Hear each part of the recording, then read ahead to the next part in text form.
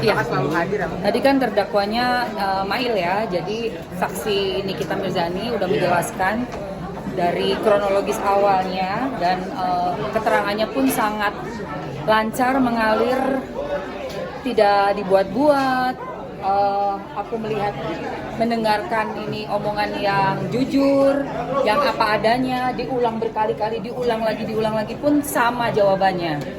Jadi dilihat dari sini memang faktanya Niki merasa mendapatkan pekerjaan melalui Mail karena memang begitulah sistem pekerjaan mereka seperti itu. Tapi effort kamu datang ke sini seperti apa? Kamu dari persiapan kamu untuk datang ke Perlu menyempatkan ada- waktu untuk ke Kaniki?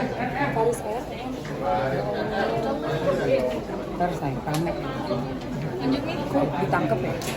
Ya Allah. Astagfirullah. Oke, terus. Jadi nggak konsen, maaf apa? Effortnya kakak sendiri untuk persiapannya untuk datang ke sidangnya Kaniki? Biasa aja, karena emang ini udah jadi perhatian aku dari awal. Jadi udah 14 minggu lebih aku ada di Pengadilan Negeri Jakarta Selatan untuk memantau dan mengawal kasus ini gitu. Sampai habis nanti, sampai selesai aku akan tetap lakukan karena memang sudah jadi perhatian aku dan udah ini ya, aku ikuti dari awal banget gitu. Kamu Tadi sempat outfitnya ada ketegangan juga pada saat Kaniki memberikan saksi tadi di muka persidangan. Gimana nih melihat, apalagi ada beberapa sanggahan dari JPU juga pada saat Oh ya, pastinya JPU akan nanya sesuatu yang membuat menjawab itu mungkin salah atau bagaimana. Tapi Niki tidak ada salah menjawab apapun karena mengalir seperti apa adanya. Kronologis awal sampai akhir diulang, dibolak, dibalik pertanyaan tetap dijawab dengan baik oleh Niki dan di situ juga kita bisa tangkap pekerjaan Niki adalah endorsement, mereview banyak sekali tanpa kontrak dan itu bisa saya pastikan saya juga mendapatkan pekerjaan sangat banyak tanpa kontrak untuk endorsement ya, meng-up di IG story, meng-up di TikTok, di Reels, di feed tanpa kontrak itu udah biasa. Jadi tadi yang Niki ceritakan saya related banget gitu. Saya ngerasa ya memang betul apa yang diomongin tuh bener, jujur gitu. Pekerjaan memang nggak usah pakai kontrak pun banyak gitu loh. Dan melalui Mail jelas, Mail tuh siapa ya? Memang kerja sama Niki. Kayak gimana sih? Udah sahabat ya, asisten ya, manajer. Tapi satu manajer lagi kan. Jadi Mail tapi diberikan kekuasaan untuk keleluasan untuk mencari job, untuk nyari ya kayak marketingnya juga. Jadi wajar kayak ya memang begitu kalau udah dikasih dikerjakan ya ayo. Kalau mau ketemu ya ntar dulu duitnya mana? Ya iya bener. Mau ketemu artis gratisan tuh nggak ada. Ketemu artis tuh pasti bayar. Pasti ada sesuatu job misalnya. Atau ya lo mau ngeramein party seseorang gitu. Kita diundang. Sometimes kita dikasih uang ini loh, transport lah istilahnya. Itu udah biasa di dunia artis, udah biasa. Tapi Kak tadi kan sempat juga tuh Kaniki mau membuka barang produknya, terus JPU sempat menolak untuk hal itu. Nah iya itu juga aneh karena alasan JPU nggak ada di BAP, ternyata ada. Karena kan yang dipermasalahkan adalah live dengan produk kan. Produk yang satu itu yang DNA itu. Jadi ya itu yang memang harus di-up dong, orang itu ada di BAP kok di kedua Apakah belah pihak. JPU sempat takut ketika Aku nggak ngerti kenapa setiap ada barang yang mau dijelaskan itu seperti kayak jangan, maksudnya kayak gimana gitu, ngapain itu? Sementara kita yang udah lihat dari awal, permulaan dari permasalahan itu kan mereview produk. Ya produknya dong, kenapa nggak produknya diangkat itu suatu hal yang wajar menjadi satu kesatuan? Kalau kita berpikir pakai akal sehat ya. Oke, mungkin ini kan bisa dibilang hari ini sidang dari Mail. telah selesai. Nantinya akan dilanjutkan sidangnya Kaniki. Gimana nih Mak? Menunggu hingga sore bisa dibilang. Iya makanya ini aku ada meeting tapi sebelah sih. Aku sengaja pindahin meeting aku di sebelah. Nanti kalau memang ternyata ada waktu dan bisa datang ya memang aku datang lagi gitu. Karena kan ini dibalik ya. Jadi Mail sebagai saksinya Niki. Nah iya, aku memang nggak jauh-jauh sih dari sini. Paling di samping aja. gitu. Ngelihat penampilannya Kak Niki sendiri yang tampil kayak cetar banget. Keren. Iya, dia selalu konsisten ya dengan penampilannya cetar. Aku appreciate banget sih karena memang harus rapi lah sebagai seorang public figure tuh nggak boleh sembarangan pakai bajunya, make upnya, dandannya harus selalu cetar membahana.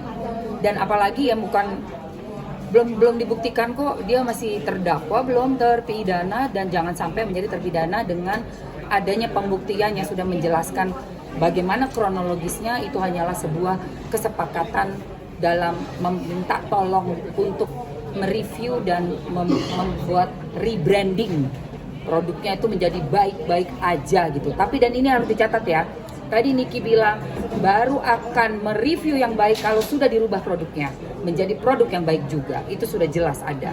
Tapi apakah diperbaiki? Itu jelas ada. Lah kan dilaporkan. Diperbaiki nggak? Aku tanya balik sama kalian, diperbaiki nggak? Yang ada malah melaporkan. Padahal untuk kita masyarakat, buat Mamski, buat Emma, konsumen, sebagian dari konsumen, yang kita mau tahu itu kamu udah perbaiki produk kamu belum? Itu yang lebih penting buat masyarakat, bukan tentang Nikita dijadikan terdakwa. Mungkin doa dan harapan untuk Oke, Niki dan bebas. Nikita Mirzani bebas. Emang mungkin terakhir pembahasannya gitu. Ini kan kasus skincare gitu. Pernah nggak sih kayak ngalamin produk masalah gitu? Ya, produk overprice aku beli dari yang kemarin jadi saksi juga. Itu cushionnya itu ternyata aku baru tahu setelah ada kasus ini cuma harganya 20.000. Aku beli hampir 600.000. Tapi Cukup kesel sih. kalau maksudnya dampaknya ke muka gitu kayak merah-merah atau apa? Aku nggak pernah percaya beli sama mereka untuk skincare, tapi memang pernah datang ke terapi, kayak treatmentnya memang mahal banget sih. Cuma itu kita di endorse, jadi puluhan juta tuh hampir 60-an itu barteran. Makanya harga endorse itu untuk story aja tuh bisa sekitar hampir 60 juta. Buat aku yang followersnya jauh di bawahnya Nikita Mirzani gitu. Tapi kalau maksudnya di luar dari produknya Niki, produknya Reza gitu, maksudnya produk lain gitu, pernah nggak sih kayak Kalau atau kena muka, muka? kayaknya pernah ada, tapi jadinya kayak breakout. Kayak breakout itu jerawatnya keluar kayak, bukan jerawat ya, peruntus terus ada nanah-nanah kecil gitu, ada, pernah. Udah lama sih.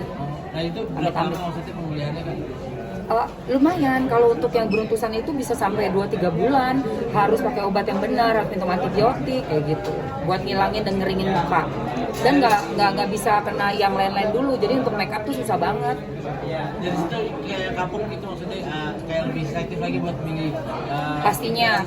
Cuman dulu nggak ada pengetahuan kayak niacinamide itu apa, hidrokinon apa, merkuri apa. Merkuri kita tahu, orang zaman dulu ya, aku kan angkatan jadul ya. Merkuri kita tahu, tapi hidrokinon tuh kita nggak tahu. Baru tahu setelah kemunculannya Doktif sama Nikita Mirzani ngebahas ini.